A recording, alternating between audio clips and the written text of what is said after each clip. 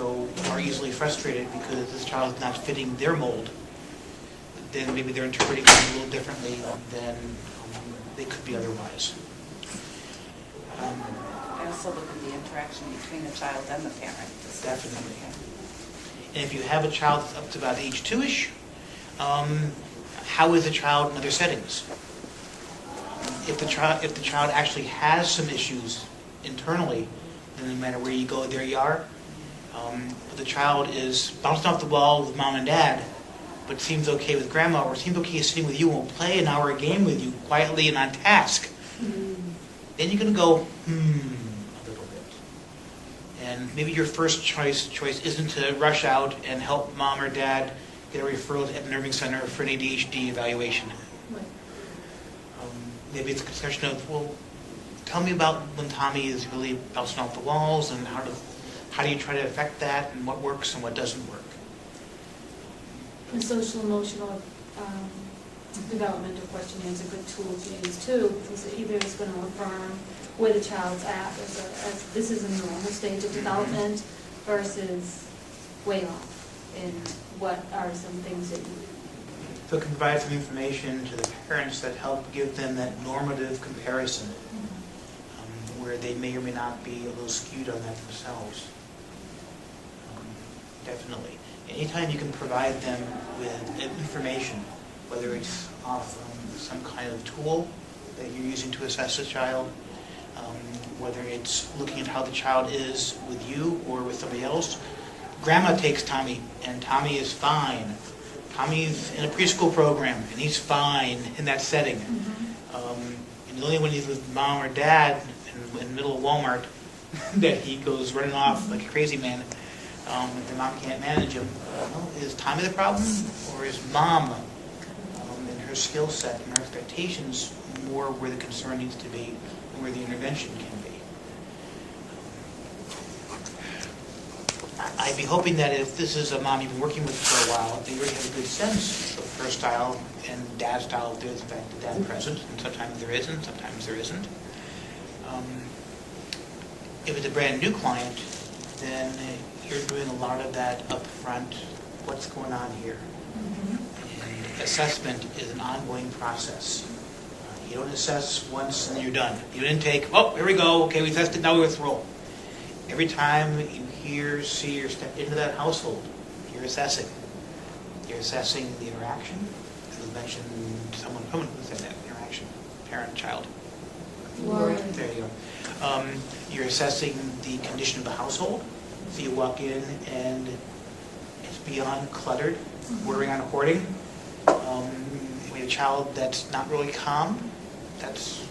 You need a calm environment for any child. You need to have room to play.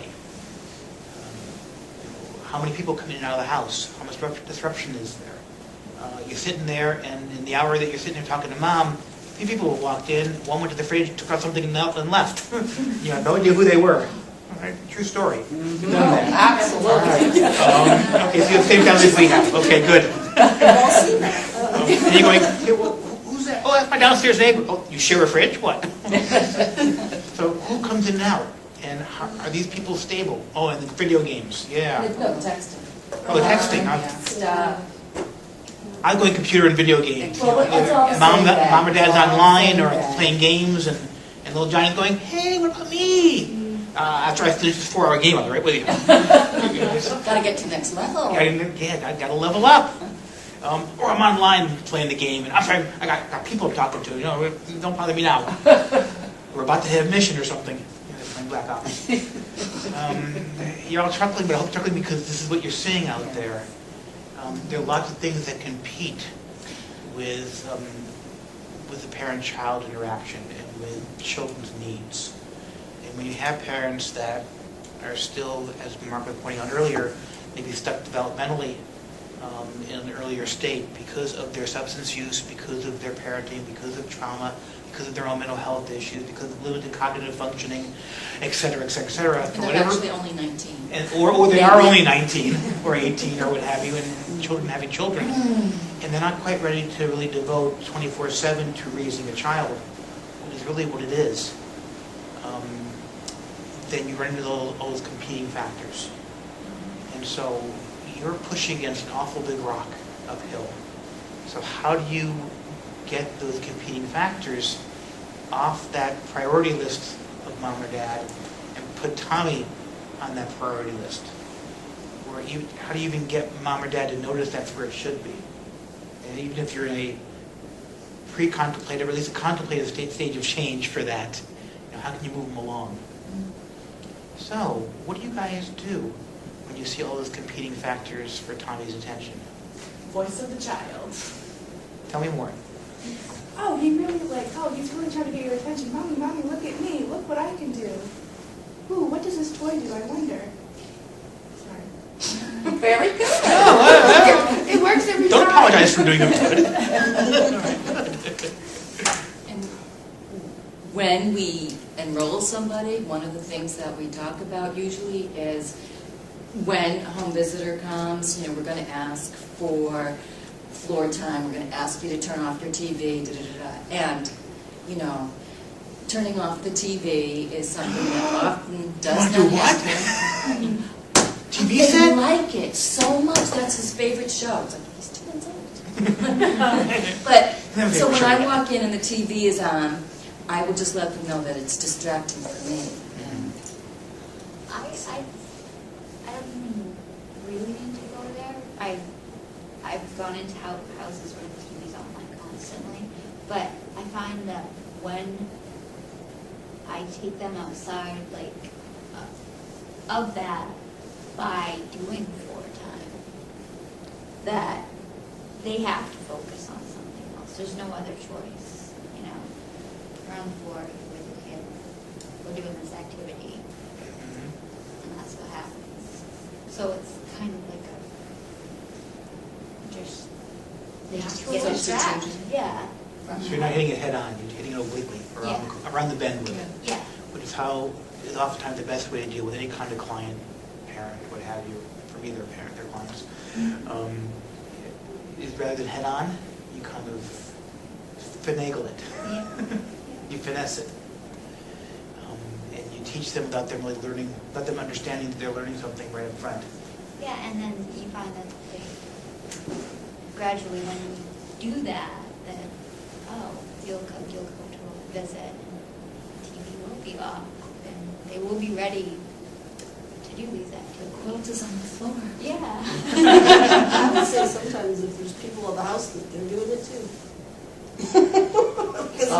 Come join us. Yeah, well, if there's people at the house that are there, like every time you go there, they're, this person's there and this person's there. I'm like, oh, you can do it too. You're an adult in the household, you have some responsibility for this child too, I guess, so come on down and join the Especially fun. if you're seeing them all the time and get to know them. How often do you think your families actually play with Tommy when you guys aren't there? That's always a question. Yeah. Well, one of the things that we do is that those activities, and they have handouts, and we do the activity. And, the goal, I think, is that they will do that in between visits, but we follow up. And some families get opportunities to do something, and others, if they haven't done that, what have they done? Try to explore that, but not as much as I'd like to see. But that's the goal, is that will increase. Yeah, when that you're they see starting at the 0, importance of even 1 is an increase. So you're always looking for improvement and progress, definitely. Because I have a mom that's she's just right there. She just is. She gets it.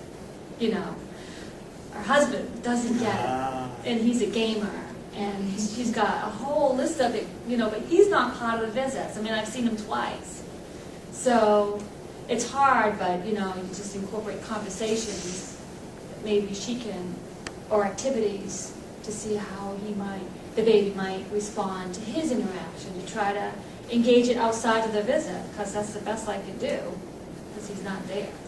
He's working. And then you have a conversation with mom as to what her perspective and viewpoint is around parenting. Is she the primary caregiver? Is that the role that she expects to take? What's the role of father in the household? What was the role of father in her household? What's she expecting? So what's her norm?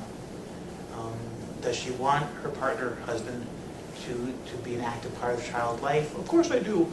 Do you expect it? Well, not really. It's good to explore that. There's a lot of different norms out there, depending on how she was raised, or how she sees her friends being.